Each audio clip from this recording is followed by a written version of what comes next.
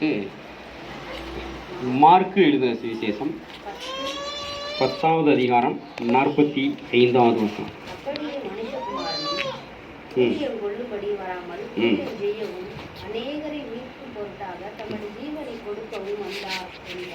மனுஷகுமாரனும் ஊழியம் கொள்ளும்படி வராமல் ஊழியம் செய்யவும் அநேகரை மீட்கும் பொருளாக தம்முடைய ஜீவனை கொடுக்கவும் வந்தார்.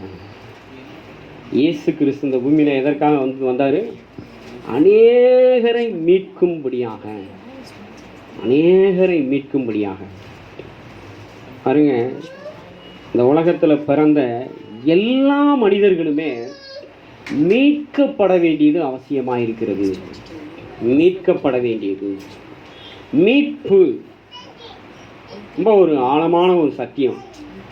இந்த சத்தியத்தை நாம் சரியாக புரிந்து கொண்டு, இந்த சத்தியத்தை நாம் சரியாக விளங்கி கொண்டு, இந்த சத்தியத்தை நாம் சரியாக ஏற்றுக்கொண்டு, இந்த சத்தியத்துக்கு நாம் சரியாக ஒப்பு கொடுத்து கீழ்ப்படிய வேண்டும் என்று தேவன் நம்மிடத்தில் எதிர்பார்க்கிறார்.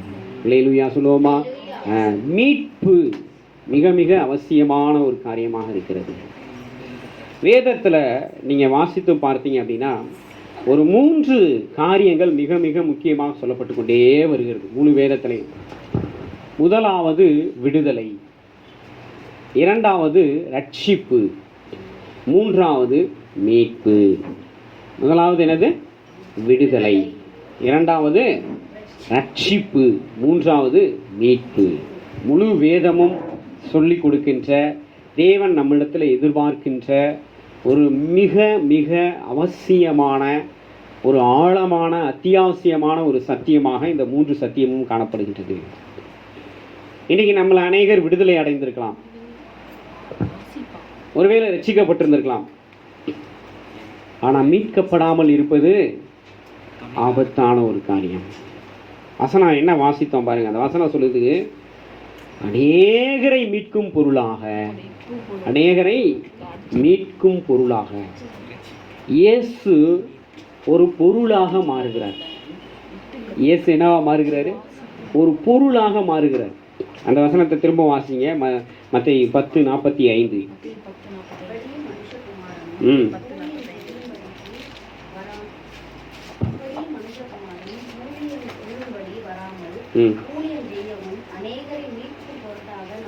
மீட்கும் பொருட்டாக இல்லைம்மா, மீட்கும் பொருளாக. இப்போ பாருங்க, நம்ம இப்போ ஒரு பொருளை போய் எண்ணக வைக்கிறோம். நம்முடைய தேவைக்காக நாம் ஒரு கடன் வாங்க போகும்போது என்ன சொல்கிறாங்க, நீங்கள் ஜுவல் இருக்கா, அவங்கள்ட்ட நிலம் இருக்கா அப்படிலாம் கேட்பாங்க. அப்போ நம்ம என்ன செய்வோம், அதை போய் கொடுக்கும்போது அதை அடகாக வாங்கி விட்டு என்ன செய்வாங்க, அவங்க நமக்கு கொஞ்சம் பணங்கள்லாம் கொடுப்பாங்க. அப்படித்தான் இந்த உலகத்தில் பிறக்கிற எல்லா மனுஷனையும் பிசாசு அடிமையாக்கி கொள்கின்றான். பிசாசு என்ன ஆக்கி கொள்கிறான்? அடிமையாக்கி கொள்கிறான். சில இச்சைகளை கொடுக்குறான், சில இச்சைகளை கொடுக்குறான், சில இன்பங்களை கொடுக்குறான். வாசித்து பாருங்க, தீத்துக்கு எழுதுகிற நிருபத்தில் அங்கே நம்ம 3வது அதிகாரம் 2வது வசனத்தை வாசிப்போமா? தீத்து 3:2. ம் 3வது வசனத்தை வாசிப்போமா? 3.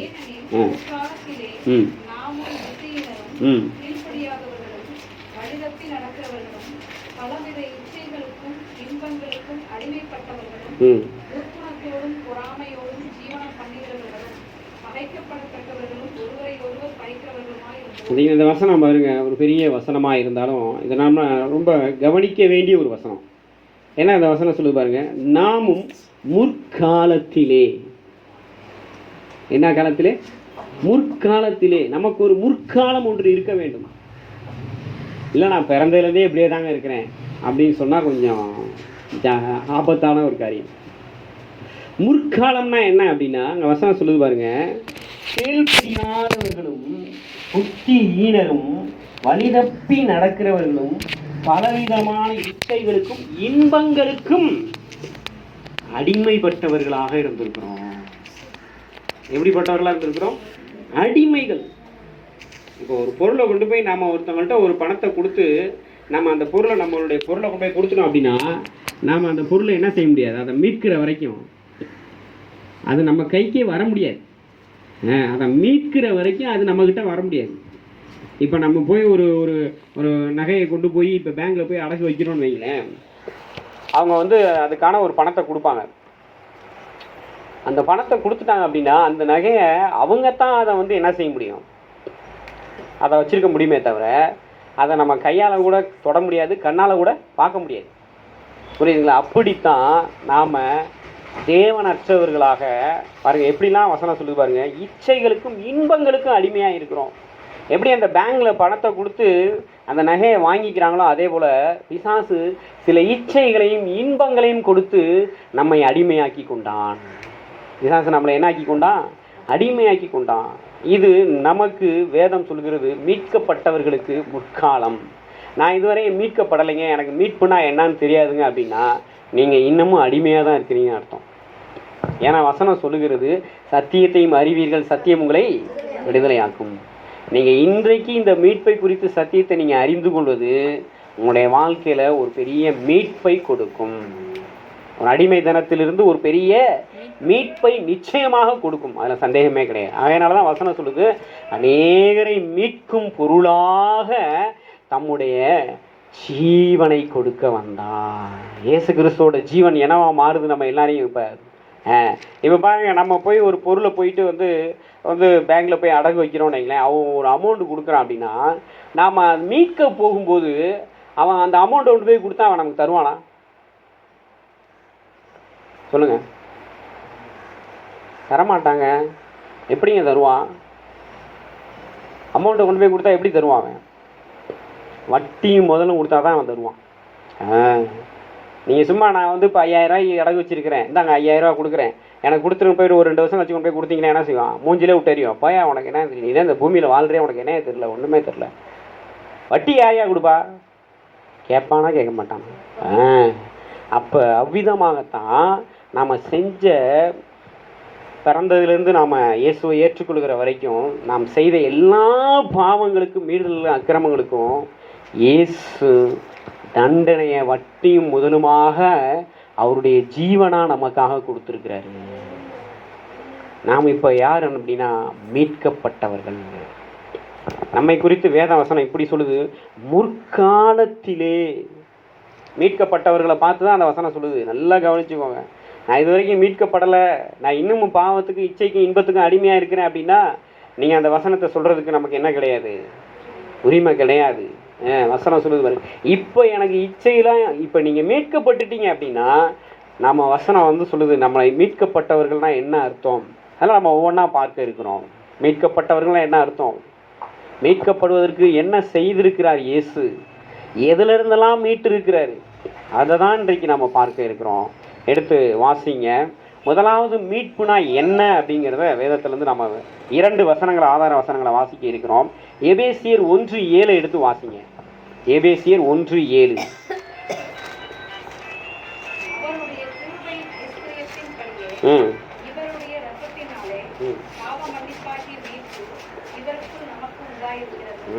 பாவ மன்னிப்பாகிய மீட்பு. எவ்வளோ அழகாக வசனம் சொல்லுது பார்த்தீங்களா? மீட்புனா என்னது? பாவ மன்னிப்பு, குற்றங்களிலிருந்து மன்னிப்பு. இதை எப்படி தெய்வம் கொடுக்குறாரா? அந்த வசனத்தை இன்னொரு தடவை வாசிங்க. கிருபையின் ஐஸ்வர்யம். என்ன ஐஸ்வர்யம்? என்கிட்ட 2 கிலோ தங்கம் இருக்குங்க, உன்கிட்ட 100 கிலோ தங்கம் இருந்தால் கூட இதை வாங்க முடியாது, உன்கிட்ட 1000 கிலோ தங்கம் இருந்தால் கூட இதை வாங்க முடியாதுப்பா. நீ இதை ஊரே வளைச்சி போட்டு ஊரடிச்சு உலையில போட்டாலும் என்ன செய்ய முடியாது, இதை வாங்க முடியாது. ஏன்னா இது கிருபையின் ஐஸ்வர்யம். இது தேவனிடத்துல தான் இருக்குது, இது மனுஷன்கிட்ட கிடையாது. தேவன் யாரா இருக்கிறாரு? கிருபையுள்ள பிதாவா இருக்கிறாரு, கிருபையாகிய தேவகுமாரனா இருக்கிறாரு, கிருபையுள்ள ஆவியானவரா இருக்கிறாரு. அவர்கிட்ட தான் கிருபை இருக்குது, அவர்கிட்ட தான் கிருபையின் ஐஸ்வர்யம் இருக்கிறது. அந்த கிருபையின் ஐஸ்வர்யத்தை தேவன் நமக்கு எப்படி கொடுக்கிறார்னா, கல்வாரி சிலுவையிலே தமையே கொடுக்குறாரு. உச்சன் தலையிலிருந்து உள்ளங்கால் வரைக்கும் அடிக்கப்படவும் காயப்படவும் நொறுக்கப்படவும் ஒப்பு கொடுக்குறாரு. அவருடைய சிரசில் முள்முடியை வச்சு நசுக்கிறாங்க, அவருடைய முதுகில் வாரினால் அடிக்கிறாங்க. அந்த அந்த அந்த சாட்டையை குறித்து வேத ஆராய்ச்சியாளர்கள் சொல்லும்போது சொல்கிறாங்க, அது பயங்கரமான முள்களாலும் மனித எலும்புகளாலும் நிறைஞ்சதா, விலங்குகளுடைய எலும்புகளால் அடித்து இழுத்தா அப்படியே கறியை பிச்சுக்கிட்டு எடுத்துகிட்டு வருமா, மாம்சத்தை சதையை கிழிச்சு எடுத்துகிட்டு வருமா. அது மாதிரி 40க்கு 1 குறைவாக 39 அடி வாங்கியிருக்கிறார் இயேசு கிறிஸ்து. அவருடைய முதுகெல்லாம் சல்லையாக கிழிஞ்சிருச்சு. ஏன்? நமக்காக அவர் வட்டியும் முதலையும் கொடுத்தார். நமக்காக அவர் வட்டியும் முதலையும் கொடுக்குறார். அவருடைய கையிலையும் கால்களையும் ஆணிகளால் அடிக்கப்பட்டப்ப சிலுவையில் தொங்குறார். அவர் அந்த பாரமான அந்த அந்த சிலுவையில் அந்த சரீரம் வந்து தொங்குது. அப்போ ஆணியில், அந்த 3 ஆணியில் மத்தியில் தான் அந்த சரீரம் தொங்குதுன்னா அது எவ்வளோ வேதனைகளை சந்திச்சிருக்கும் அந்த சரீரம். யோசித்து பாருங்கள். சில ஒரு பக்கம் முள்முடி, இன்னொரு பக்கம் கைகளையும் கால்களையும் ஆணிகள், இன்னொரு பக்கம் முதுகில் பயங்கரமாக சதையெல்லாம் கிழிஞ்சி தொங்குது. அப்போ அந்த சரீரத்தில் உச்சந்தலைந்து உள்ளங்கால் பிடிக்கும் அந்த ஜீவனை கொடுக்குற வரைக்கும் அவர் எத்தனை பாடுகளை பட்டிருப்பார், எத்தனை துன்பங்களை அடைஞ்சிருப்பார், எத்தனை உபத்திரங்களுக்குள்ளாக போயிருப்பார். இதுதான் இயேசு நமக்காக நம்மை மீட்கும்படிக்கு கொடுத்த கிரயமாக இருக்கின்றது. அந்த மீட்பை தான் வேதம் சொல்கிறது, கிருபையின் ஐஸ்வர்யத்தினால அவருடைய இரத்தத்தினாலே பாவ மன்னிப்பு. இன்னொரு வசனத்தை கூட வாசிங்க, கொலேசியர் 1:14.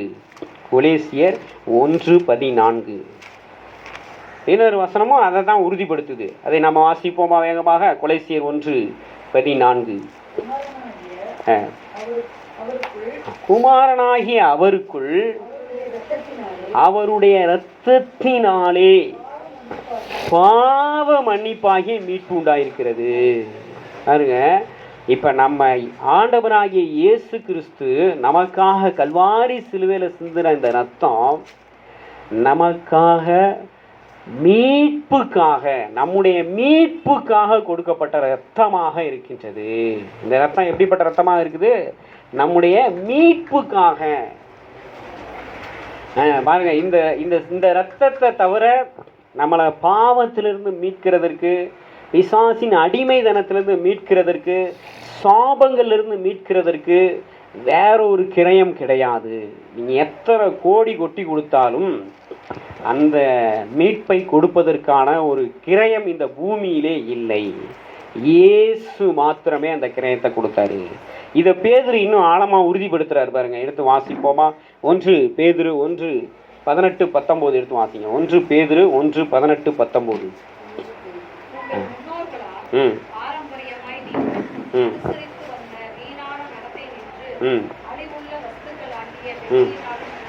பார்த்தீங்களா? அழிவுள்ள வஸ்துக்கள், இந்த வெள்ளி பொண்டெல்லாம் என்ன ஆயிரும் அப்படின்னா அழிஞ்சு போயிடும். அதனால ஒரு மனுஷனுக்கு மீட்பை கொடுக்க முடியாது. அதனால தான் சொல்கிறேன், திரும்ப சொல்கிறேன், 1000 கிலோ வெள்ளி இருந்தாலும் சரி, கோடியான தங்கம் இருந்தாலும் சரி, நம்மளை மீட்க முடியாது.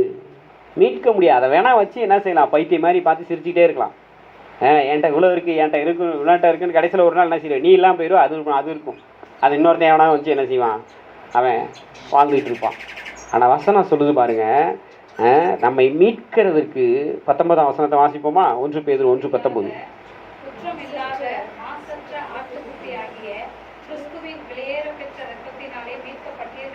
பார்த்தீங்களா? இயேசு கிறிஸ்து ரத்தம் ஏங்க ரொம்ப காஸ்ட்லி ரத்தமாக இருக்குது? குற்றமில்லாதது. அந்த ரத்தத்தில் என்ன கிடையாது? குற்றமில்லாத ரத்தம். இந்த ரத்தத்தை தான் 1000 வருஷமாக மனுஷன் தேடி அலையிறான். கிடைக்கல, இந்த ரத்தம் கிடைக்கல. Very costly blood. இந்த பிளட் எப்படிப்பட்ட பிளட்? வெரி காஸ்ட்லி, அதிக விலையேற பெற்ற ரத்தம். இந்த ரத்தம் எப்படிப்பட்ட ரத்தம்? விலையேற பெற்ற ரத்தம். மாசற்ற ஆட்டுக்குட்டியின் ரத்தம். இந்த ரத்தம் நம்மளை என்ன செய்தான்? மீட்டு கொள்கிறது. இந்த ரத்தம் நம்ம என்ன செய்கிறது? மீட்டு கொள்கிறது. அதனால தான் நம்ம வாசித்த அந்த வசனத்தில் வேத வசனம் சொல்கிறது, இயேசு சொல்லுகிறாரு, நான் ஊழியம் செய்யவும் ஊழியம் கொள்ளவும் வரல, அநேகரை மீட்கும் பொருளாக என் ஜீவனை கொடுக்கும்படி வந்தேன். இயேசு கிறிஸ்துவின் ஜீவன் எதில் தெரியுமா இருக்குது? அவருடைய இரத்தத்துக்குள்ளாக இருக்கிறது. அந்த ரத்தம் நமக்காக கல்வாரி சிலுவையிலே கொடுக்கப்பட்டது. அந்த ரத்தம் நம்மை மீட்டு இருக்கிறது. அந்த ரத்தம் நம்ம என்ன செய்து? மீட்டு இருக்கிறது. பிசாசின் அடிமைத்தனத்திலிருந்து மீட்டு இருக்கிறது. இச்சைகளும் இன்பங்களிலிருந்து மீட்டு இருக்கிறது. புத்தி ஈனத்திலிருந்து மீட்டு இருக்கிறது. கீழ்ப்படியாமையிலிருந்து மீட்டு இருக்கிறது. அருவருப்புகளிலிருந்து மீட்டு இருக்கிறது. அக்கிரமங்களிலிருந்து மீட்டு இருக்கிறது. பாவங்களிலிருந்து மீட்டு இருக்கிறது. மீறுதல்களிலிருந்து மீட்டு இருக்கிறது. அப்ப மீட்கப்பட்டீர்களே, வசனம் என்ன சொல்லுது? மீட்கப்படுவீர்கள் சொல்லுதா? என்ன சொல்லுது வசனம்? வாசிங்களேன், 1:19 திரும்ப வாசிங்களேன். மீட்கப்பட்டீர்கள் என்று அறிந்திருக்கிறீர்களே. அதுதான் நமக்கு இந்த நாட்களில் வேண்டிய சத்தியமா இருக்கு. எனக்கு இந்த நாளில் எனக்கு என்ன சத்தியம் வேணும்? நான் மீட்கப்பட்டவன். நீங்க சொல்லுங்களேன், நான் மீட்கப்பட்டவன். ஏன்னா என்னுடைய மீட்பிற்கான கிரயத்தை 2000 ஆண்டுகளுக்கு முன்பாக என் மீட்பர் சிலுவையிலே கொடுத்து விட்டாரு. என் மீட்பர். அதனால தான் வேத வசனம் சொல்லுது பாருங்களேன். லூக்கா எழுதின சுவிசேஷத்தில் 24:21 எடுத்து வாசிங்களேன்.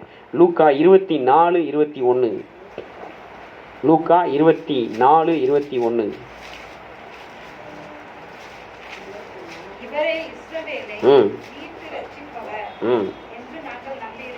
இவரே இஸ்ரவேலை மீட்டு ரட்சிப்பவர் என்று நாங்கள் நம்பியிருந்தோம். அதனால தான் அங்கே பழைய ஏற்பாட்டில் ஏசாயா புத்தகத்தில் வாசிக்கும் போது பரிசுத்தரும் உன் மீட்பரும் உன் இரட்சகருமாகிய இஸ்ரவேலின் கர்த்தர் நான் சொல்கிறேன் அப்படின்னு சொல்லி ஆண்டவர் சொல்கிறார்.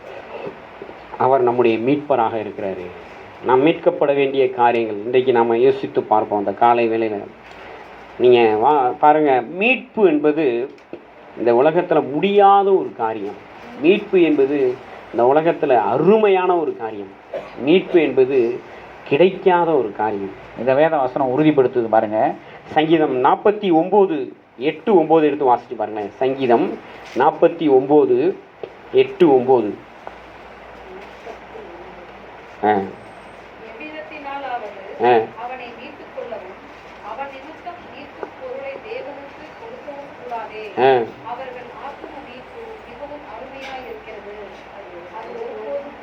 பார்த்தீங்களா? அங்கே 6வது வசனம், 7வது வசனம் சொல்லுது பாருங்க. தங்கள் செல்வத்தை நம்பி தங்கள் திரளான ஐஸ்வர்யத்தினால் பெருமை பாராட்டுகிற 7வது வசனம், ஒருவனாவது தன் சகோதரன் அழிவை காணாமல் இனி என்றென்றைக்கும் உயிரோடு இருக்கும்படிக்கு. மீட்பு எதுக்காகவா? என்றென்றைக்கும் உயிரோடு இருக்கும்படிக்கு. மீட்பு எதுக்காக? நித்திய ஜீவனுக்காக. மீட்கப்படாதவர்களுக்கு, நல்லா கவனிங்க, மீட்கப்படாதவர்களுக்கு நித்திய ஜீவன் கிடையாது. மீட்கப்படுவதே எதற்காக அப்படின்னா வசனம் சொல்லுது பாருங்க. என்றென்றைக்கும் தன் சகோதரன் அழிவை காணாமல் இனி என்றென்றைக்கும் உயிரோடு இருக்கும்படிக்கு. பாருங்க, 8வது வசனம் சொல்லுது, எவ்விதத்தினாலும் அவனை மீட்பது, மீட்கும் பொருளை தேவனுக்கு கொடுக்கவும் கூடாதே. எவ்வளோ பெரிய பணக்காரனை வேணா இருந்துட்டு போட்டோம். வசனம் சொல்லுது பாருங்க. தன் செல்வத்தை நம்பி தன் திரளான ஐஸ்வர்யத்தினால் பெருமை பாராட்டுகிறவன், அவன் பெரிய கோடீஸ்வரன், கோடி கோடியாக கொட்டியிருந்தாலும் கூட அவன் சகோதரனை அழிவை காணாமல் என்றென்றைக்கும் உயிரோடு மீட்கணும்னா மீட்கும் பொருளை அவனால் என்ன செய்ய முடியாதான்? கொடுக்க முடியாது. எவ்வளோ அப்படி பார்த்தோம் அப்படின்னா இயேசு வந்து ரத்தம் சிந்த வேண்டிய அவசியமே இல்லை. பாருங்களேன், பெரிய பெரிய பணக்காரங்களை என்ன செய்வாங்க? காசு பணத்தை கொடுத்து என்ன செய்வாங்க? அவங்க தாங்களே மீட்டுக்கொள்வாங்களே. அப்படி செய்ய இயலாது, அப்படி செய்ய முடியாது, அப்படி செய்யக்கூடாது. வசனம் தெளிவாக சொல்லுது பாருங்க. எவ்விதத்தினாலும் அவனை மீட்டுக்கொள்ளவும் அவன் நிமித்தம் மீட்கும் பொருளை தேவனுக்கு கொடுக்கவும் கூடாது. அடுத்த வசனம் 9ஆம் வசனம் சொல்லுது, அவர்கள் ஆத்தும மீட்பு மிகவும் அருமையாக இருக்கிறது. ஆத்தும மீட்பு எப்படி இருக்குதா? மிகவும் அருமையாக இருக்கிறது. அங்கே 49:6-7-8-9. அதுக்கு 10ஆம் வசனம் சொல்லுது, ஞானிகளும் மரித்து அஞ்ஞானிகளும் நிர்மூடரும் ஏகமாய் அழிந்து தங்கள் ஆஸ்தியை மற்றவர்களுக்கு வைத்து போகிறதை காண்கிறான். மீட்கப்படாதவர்கள் வந்து இந்த உலகத்தில் வந்து பார்த்தீங்கன்னா காசு மேலே காசு, வீடு மேலே வீடு, சொத்து மேலே சொத்து சேர்ப்பாங்க. ஆனால் அவங்களுடைய முடிவு என்ன ஆகும் அப்படின்னா, ரொம்ப ஞானமாக, ரொம்ப படித்து உலக பிரகாரமாக பெரிய ஸ்காலராலாம் ரொம்ப பிஹெச்டி அது இதுலாம் வாங்கி பெரிய காரு, வீடு, பங்களா, வேலைக்காரங்க எல்லாம் இருக்கும். ஆனால் வசனம் சொல்லுது பாருங்க, அவர்கள் எல்லாரும் மரித்து அஞ்ஞானிகளும் நிர்மூடரும் ஏகமாய் அழிந்து அவன் சம்பாதிச்ச பூரா தங்கள் ஆஸ்தியெல்லாம் வச்சுட்டு போயிடுவானா. மீட்கப்படுகிறவர்கள் அப்படி இல்லை. மீட்கப்படுகிறவர்கள் எப்படி இருக்காங்கன்னா, அழிவை காணாதபடிக்கு என்றென்றைக்கும் உயிரோடு இருக்கிறவர்களாக இருக்கிறாங்க.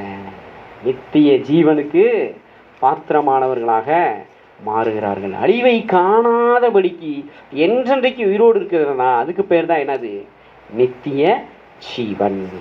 இப்போ எனக்கு நித்திய ஜீவன் வேணும், உங்களுக்கு நித்திய ஜீவன் வேணும்னா நீங்களும் நானும் கட்டாயம் என்ன செஞ்சுக்கணும்? மீட்கப்பட்டிருக்க வேண்டும். மீட்கப்பட்டிருக்க வேண்டும். அந்த மீட்புக்கான கிரயத்தை இயேசு பல பாடுகள் பட்டு அவமானங்களையும் நிந்தைகளையும் பரியாசங்களையும் சகிச்சு சிலுவையை சுமந்து சிலுவையில் அறையப்பட்டு ஜீவனை கொடுத்து என்ன செஞ்சிட்டாரு? கிரயத்தை செலுத்திட்டார். எடுத்து வாசிங்க. 1 கொரிந்தியர் 6:20 எடுத்து வாசிங்களேன். 1 கொரிந்தியர் 6:20. 1 கொரிந்தியர் 6:20.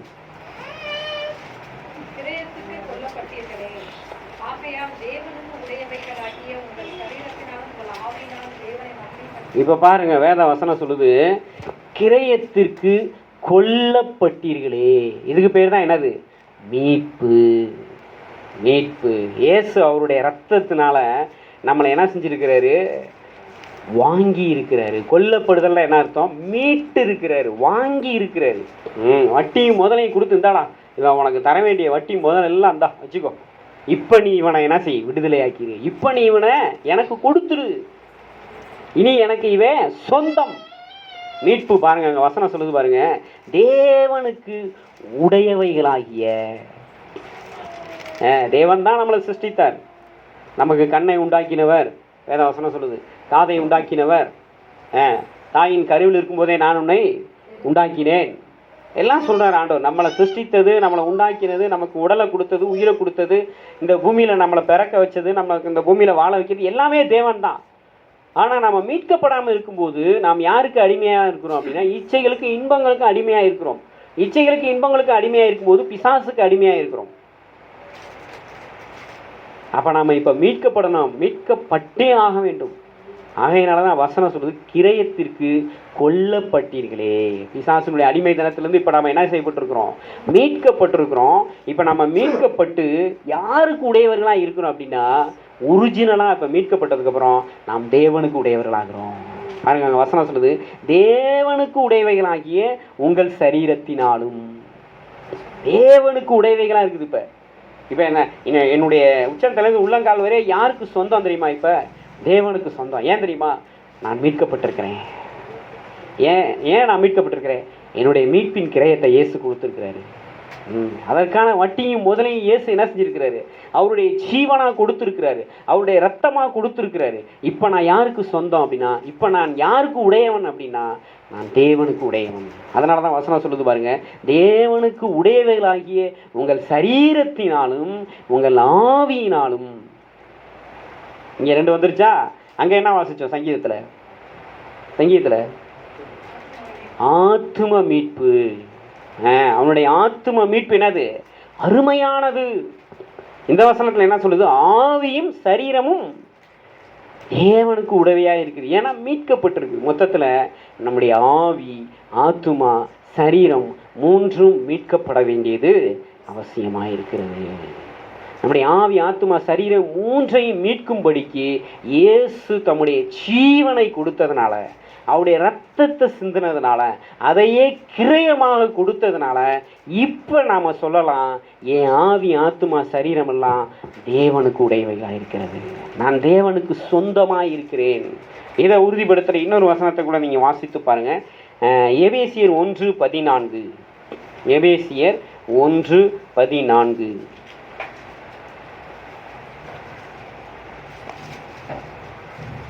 எபேசியர் 1:14. அவருக்கு சொந்தமானவர்கள் அவருடைய மகிமைக்கு புகழ்ச்சியாக மீட்கப்படுவார்கள் என்பதற்கு. பாத்தீங்களா வசனம் பாருங்க என்ன சொல்லுது? அவருக்கு சொந்தமானவர்கள். இப்ப நாம யாரா மாறி இருக்கிறோம்? அவருக்கு ஓன் ப்ராப்பர்ட்டி, அவருக்கு சொந்தமானவர்களாக மாறி இருக்கிறோம். நம்ம யாருக்கு அடிமையா இருந்தோம் அப்படின்னா, பிசாசுக்கு அடிமையாக இருந்தோம். இன்பங்களுக்கும் இச்சைகளுக்கும் பாவங்களுக்கும் மீறுதல்களுக்கும் அக்கிரமங்களுக்கும் சாபங்களுக்கும் அடிமையா இருந்தோம். இப்ப வேத வசனம் நம்மளை பார்த்து சொல்லுது, அவருக்கு சொந்தமானவர்கள், தேவனுக்கு உடையவர்கள். தேவனுக்கு உடையவர்களாக இருக்கிறோம் இப்போ நாம். ஆகையினால நாம் சொல்லுவோம் இது ஏன் கை அப்படிம்போம். இது என்னது, கொஞ்சம் என் முதுகை சொரிஞ்சு விட அப்படிம்போம். கேள்விப்பட்டிருக்கீங்களா? ஏன் முதுகு, ஏன் கண்ணு, என் கண்ணில் குத்திட்டாவேன். சும்மா நம்ம பேச்சுக்க என்ன சொல்லுவோம், ஏன் கண்ணும்போம், ஏன் கையும்போம். ஏன்னா இது நம்முடைய சொந்த சரீரமாக இருக்கிறதுனால நம்ம என்ன சொல்கிறோம், ஏன் கை, ஏன் கண், ஏன் காது, ஏன் மூக்கு அப்படின்னு சொல்கிறோம். ஆனால் இது எல்லாத்துக்கும் ஓனராக இருந்தது யார் அப்படின்னா பிசாசு. வசனம் சொல்லுது பாருங்க, பாவம் செய்கிற எவனும் பிசாசுனால் உண்டாயிருக்கிறான். பாவம் செய்கிற எவனும் பாவத்துக்கு அடிமையாக இருக்கிறான். இது ஏன் கை தான், ஆனால் மீட்கப்படலாம் அது பிசாசோட கை. இது ஏன் கண்ணு தான், ஆனால் மீட்கப்படலாம் அது பிசாசோட கண்ணு. அது பார்க்கக்கூடாதான் பார்க்கும். பைத்தியமாக அலை இச்சைகள் இன்பங்கள் இருந்ததை தேடி ஓடும். ஆனால் இப்போ இந்த சரீரமும் இந்த ஆவி இந்த ஆத்மாவும் தேவனுக்கு உடையதாக, தேவனுக்கு சொந்தமானதாக மாற்றப்படுகிறது. இப்போ மீட்கப்பட்டிருக்கிறோம். இப்போ நம்ம என்ன ஆக்கப்பட்டிருக்கிறோம், மீட்கப்பட்டிருக்கிறோம். விலையேறப்பட்ட இரத்தத்தினால மீட்கப்பட்டிருக்கிறோம். கிறிஸ்துவின் ஜீவனால் மீட்கப்பட்டிருக்கிறோம். இயேசு கிறிஸ்துவின் ரத்தம் நம்ம எல்லாரையும் இப்போ தேவனுக்கு என்னவா மாற்றுது அப்படின்னா சொந்தமானவர்களாக மாற்றுகிறது, தேவனுக்கு உடையவர்களாக மாற்றுகிறது. இப்போ மீட்கப்பட்டிருக்கிற நம்முடைய ஆவி ஆத்துமா சரீரம் எல்லாம் தேவனுக்கு சொந்தமாக மாறுகிறது. எல்லா அடிமைத்தனங்களிலிருந்து நாம மீட்கப்படுகிறோம். ஒரு வேத வசனத்தை கூட நம்ம வாசிப்போம். தீத்து 2:14 எடுத்து வாசிங்க. தீத்து 2:14. தீத்து நீங்க நம்ம வாசித்த அந்த சமூகத்தை பத்தின பகுதியில் வாசிச்சோம்ல, தீத்து அது 3வது அதிகாரம் வாசிச்சோம். தீத்து 2:14 வாசிங்க. அவர் நம்மை சகல அக்கிரமங்களிலிருந்து மீட்டுக்கொண்டு, எப்படியா, சகல அக்கிரமங்களிலிருந்து மீட்டுக்கொண்டு. பிறக்கும் போதே நமக்குள்ள அக்கிரமம் இருக்குது, வளரும் போதும் அக்கிரமம் இருக்குது, வாலிப நாட்களே அக்கிரமம் இருக்குது, சாகிற வரைக்கும் மனிதனுடைய வாழ்க்கையில் அக்கிரமம் இருக்குது. மீட்கப்பட்டவர்களுக்கு அப்படி கிடையாது, மீட்கப்படாதவர்களுக்கு தான் அது. மீட்கப்பட்டவர்களுக்கு வசனம் சொல்லுது பாருங்க, சகல அக்கிரமங்களிலிருந்தும் மீட்டு கொண்டு தமக்குரிய சொந்த ஜனங்களாக. பார்த்தீங்களா, நீங்கள் இந்த வசனத்தை எல்லாம் நல்லா உற்று கவனித்து பார்த்தீங்களா, எங்கெல்லாம் இயேசு நம்மை மீட்டு கொண்டாருன்னு வருகிறதோ அங்கெல்லாம் அவருக்கு உரிய, தேவனுக்கு உடையவைகளாகிய அவருக்கு உரிய சொந்த ஜனங்களாக நாம் மாற்றப்படுகிறோம். இல்லை நீங்கள் மீட்கப்பட மாட்டேன், எனக்கு அதெல்லாம் தெரியாது, நான் என் இஷ்டம் போல தான் வாழ்வேன், இயேசு ரத்தம் சிந்தனா சிந்தட்டும் அப்படின்னா பாவத்தின் அடிமைத்தனத்திலிருந்து மீட்கப்படாதவர்களாகவே இந்த பூமியில் வாழ்ந்து கொண்டே இருக்க வேண்டும். பாருங்க வசனம் சொல்லுது, சகல அக்கிரமங்களிலும் மீட்டுக்கொண்டு. எதற்காக சகல அக்கிரமங்களும் மீட்டுக் கொள்கிறாரு? தமக்குரிய சொந்த ஜனங்களாகவும். 1வது. 2வது, நற்கிரியைகளை செய்ய பக்தி வைராக்கியம் உள்ளவர்களாக. 3வது, நம்மை சுத்திகரிக்கும்படி நமக்காக தம்மை தாமே ஒப்பு கொடுத்தாராம். பாருங்க, இயேசு எப்படி நம்மளை மீட்டிருக்கிறாரு, தம்மை தாமே ஒப்பு கொடுத்து மீட்டிருக்கிறார். இது யாருமே செய்ய முடியாது. ஆனால் இயேசு இதை மனமு வந்து செய்தார்னு வசனம் சொல்லுது. தம்மை தாமே ஒப்பு கொடுத்தாருன்னு என்ன அர்த்தம் அப்படின்னா, மனமு வந்து செய்கிறார். ஐயோ இந்த ஜனங்களாம் மீட்கப்படலாம், அழிஞ்சு போயிடுவாங்களே, தன் சகோதரன் அழிவை காணாதபடிக்கு என்றென்றைக்கு உயிரோடு இருக்கும்படிக்கு தேவனுக்கு கொடுக்க ஒருத்தனாலையும் முடியாது. எவ்வளோ பெரிய கோடீஸ்வரனாலும் முடியாது. ஆனால் இயேசு கோடி கோடிகளுக்கும் மேலாக, வெள்ளிகளுக்கும் பொண்ணுகளுக்கும் மேலான வெளியேறப்பட்ட ரத்தத்தை தனக்குள்ள கொண்டிருந்தார். தேவன் தம்முடைய சுய ரத்தத்தினால் சம்பாதித்த சபை. சபையை குறித்து வேதம் என்ன சொல்லுது? தேவன் தம்முடைய சுய ரத்தத்தினால, இயேசு கிறிஸ்துவின் ரத்தம் அது தேவனுடைய ரத்தமாக இருக்கின்றது. அந்த ரத்தம் நமக்காக மீட்கும் பொருளாக மாறியது. அந்த ரத்தம் நம்ம எதற்காக மீட்குது அப்படின்னா பாருங்க, வசனம் சொல்லுது பாருங்க, சகல அக்கிரமங்களிலிருந்து மீட்டுக் கொள்கிறது. அக்கிரமம் நம்முடைய வாழ்க்கையில் இருக்கவே கூடாதுங்க. அக்கிரமம் நம்ம வாழ்க்கையில் என்ன செய்யக்கூடாது? இருக்கவே கூடாது. எடுத்து வாசிங்க, மத்தேயு எழுதின சுவிசேஷத்தில் 7வது அதிகாரத்தில் அங்கே வேத வசனம் என்ன சொல்லுகிறது? எடுத்து வாசிங்க. 23வது வசனம், மத்தேயு 7:23.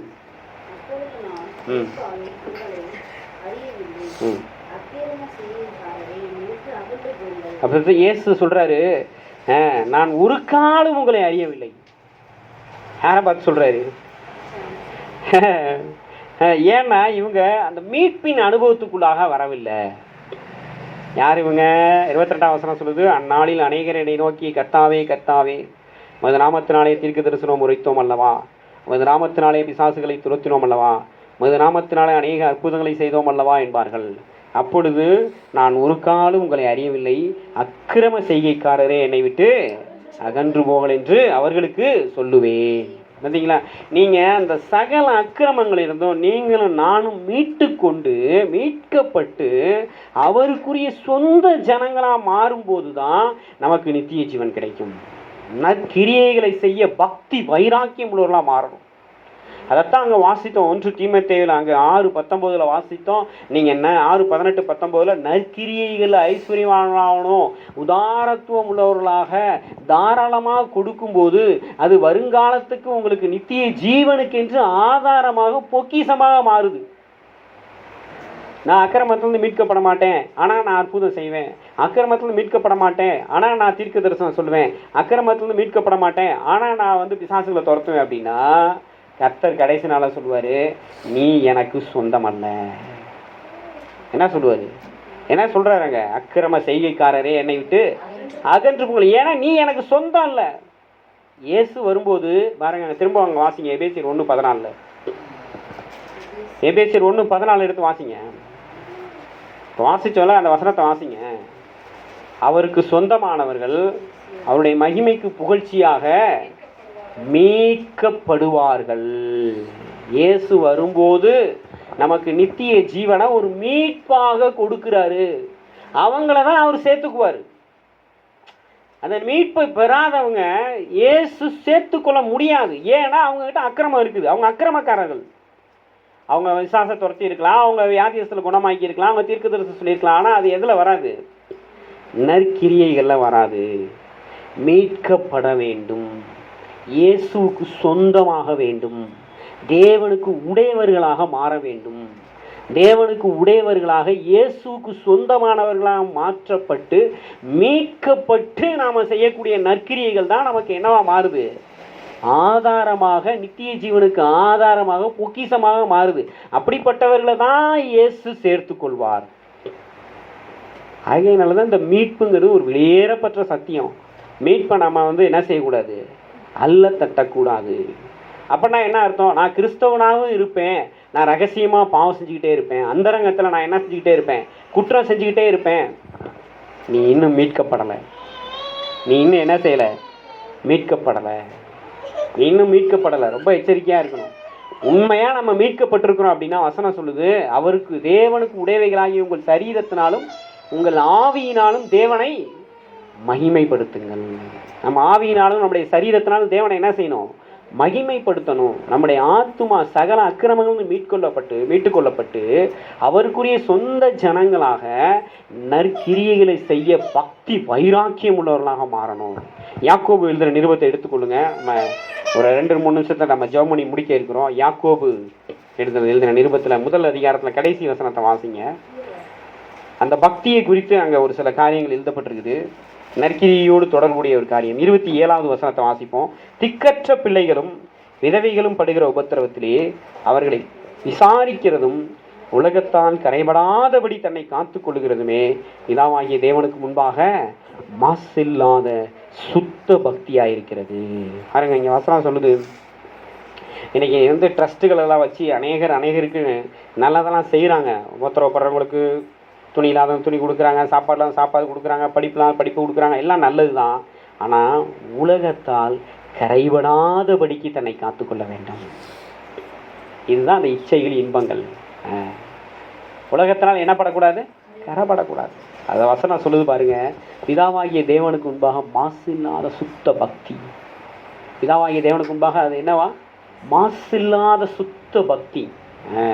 இந்த பக்தியை உடையவர்கள் தான் யாருன்னா மீட்கப்பட்டவர்கள், அக்கிரமங்கள் அற்றவர்களாக, அவருக்குரிய சொந்த ஜனங்களாக, நற்கிரியைகளை செய்ய பக்தி வைராக்கியம் உள்ளவர்களாக இருக்கும்படிக்கு தம்மை தாமே ஒப்பு கொடுத்தார். இயேசு தம்மை தாமே என்ன செஞ்சிருக்கிறாரு, ஒப்பு கொடுத்திருக்கிறாரு. வேகமாக கலாத்தியர் எழுதின நிருபத்தில் 3:13 நம்ம வாசித்து ஜெபித்து ஒப்பு கொடுக்க இருக்கின்றோம். கலாத்தியர் 3:13.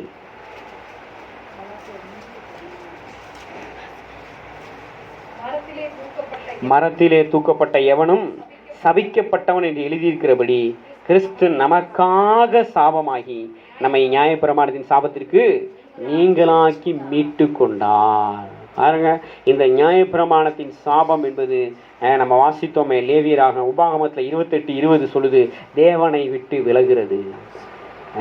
தேவனை விட்டு விலகி துர்க்கிரியைகளை செய்யும் போது கேடு உண்டாகிறது, அழிவு உண்டாகிறது, சாபம் உண்டாகிறது, சஞ்சலம் உண்டாகிறது.